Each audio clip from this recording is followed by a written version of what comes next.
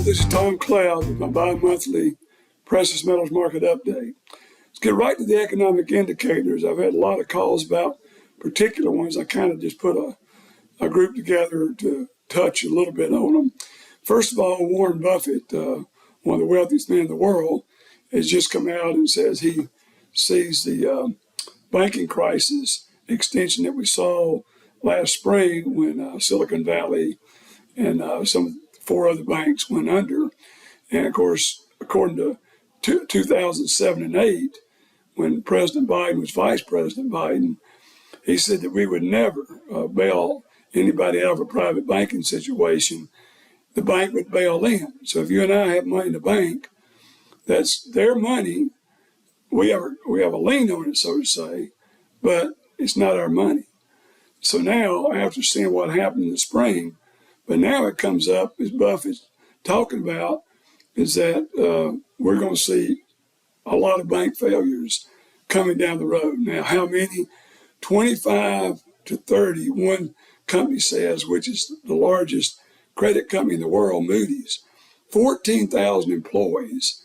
And they say right this minute, as of today, the 30th day of September, 20th day of September, this is where we stand right now for 14,000 employees, and we've got 25 to 30 banks. Then today, on September 20th, we get that there's now 100 banks on the trouble list that don't pass the stress test. So that is a brewing that's going to come out, and it's going to be bad. It's going to be bad for the investor, and it's going to be bad for all of us in the economy, and especially paper investments. The next thing to talk about, of course, is the budget deficit. We'll go across it quick. We've just hit $33 trillion. This is the most ever in the history of the world, any country, any civilization. We've just hit it. We had over a $2 trillion budget deficit.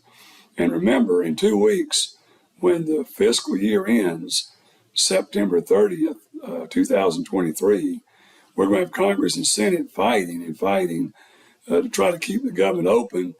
And you can't keep putting $1 trillion.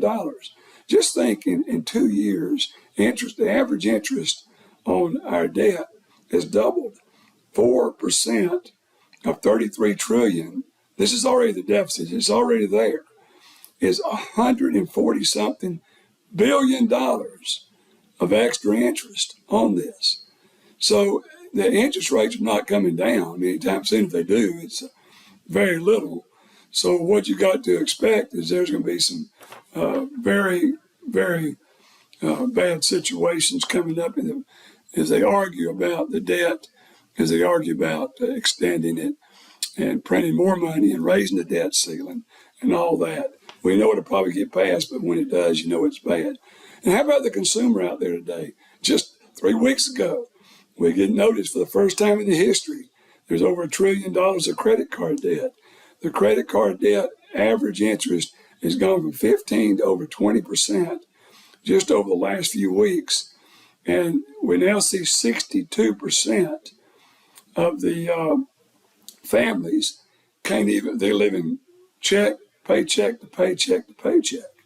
And it's no way for it to get better.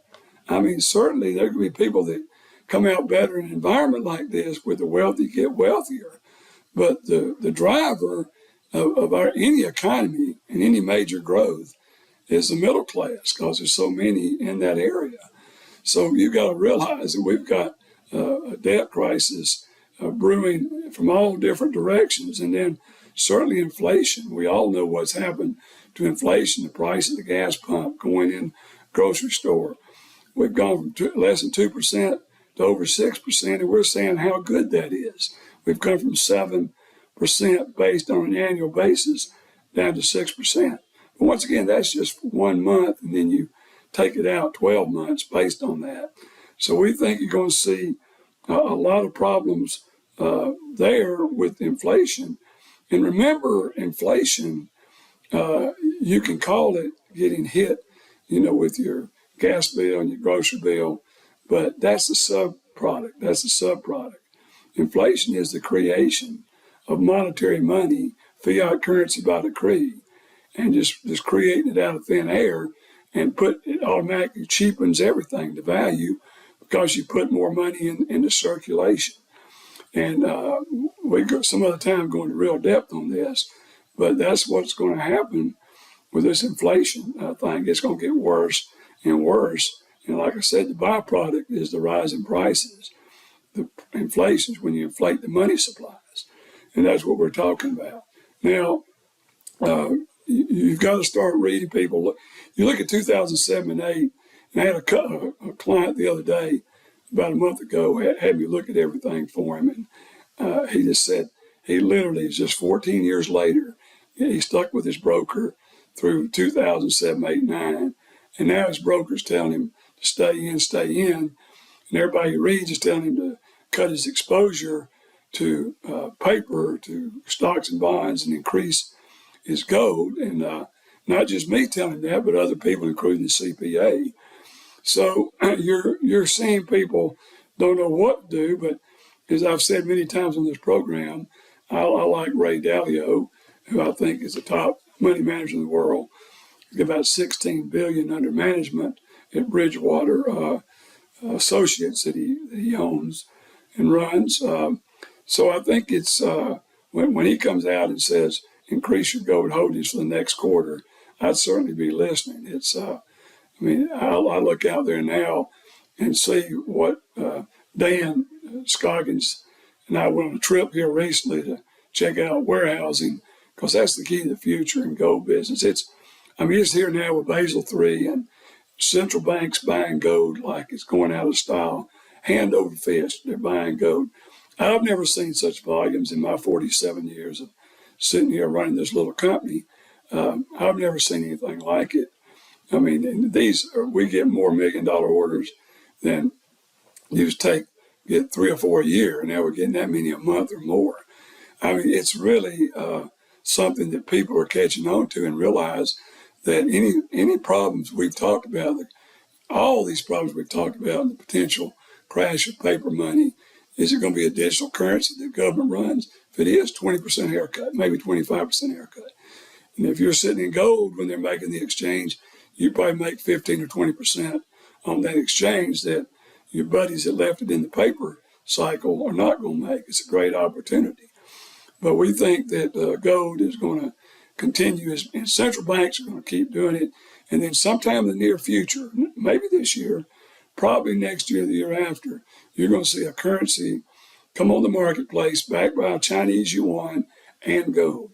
And you'll probably see gold even as a part of the digital currency if the U.S. has to do that to keep it.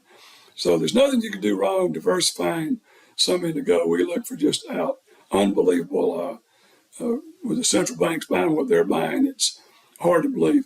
But if you know anybody that buys gold and stores it at one of the storage facilities, whether it's you or whether it's your friend, have them call us, because we can cut their storage fees significantly and put them in one of the best 9 warehouses in the world, depositories in the world. If they're paying over 0.5% a year, 0.5% a year or more, we can save them significant amounts, because we don't take 1 penny. Now, there's something in it for us. You become our client, and if you buy anything or sell anything, we're your agent out of that. But we don't charge you anything for the storage. There's nobody in the country, nobody has this program but me, nobody. So it's a great time, because at some point we'll fill up our allocation and it won't be there. And it could happen sooner than later, depending on these big amounts of gold that are moving around pricing. And I spend most of my time pricing goes to large investors and institutions. So I didn't talk about silver today. It's an industrial metal. It's out there. It's got tremendous upside potential. Little concerned about a recession coming. We see with all these interest rate problems and debt piling up that we could definitely have a recession later this year, early next year. Probability of it's probably 50-50 in my opinion. We called Dan at 800 800-247-2812. That's 800-247-2812. And tell him you saw this and you'd like to know what silver specials we have. We just can't put them out in public because we don't have enough inventory to cover a lot. So it's kind of first come, first serve. So anyway, we're working on the new website. We're getting some nice comments about it. We're still got some problems with it, but it's cloudhardassets.com, and we'll continue to get that in a better position. But we're excited about gold and silver for the future. It's a time that you've got to make major decisions for the future, you, for your family. You try to get things spread out the way you want it and diversified. We've talked many times about what the Bible says about Ecclesiastes 11:2, to divide your wealth 7 or 8 ways, for no man knows what disaster will come upon the earth. And I believe that with all my heart. I also believe God listens to our prayers and sends us wisdom when we ask for it. And there's not a financial thing, or maybe one other time, where you need more divine help getting through all these landmines that we've got. Some I've just read to you and some that we didn't talk about today. But the bottom line is seek wisdom from different people and get your plan and go with it, because when it's too late and things are changing, that's what happened in 07, 08. The reason it's taking people 14 years to get back to where they were.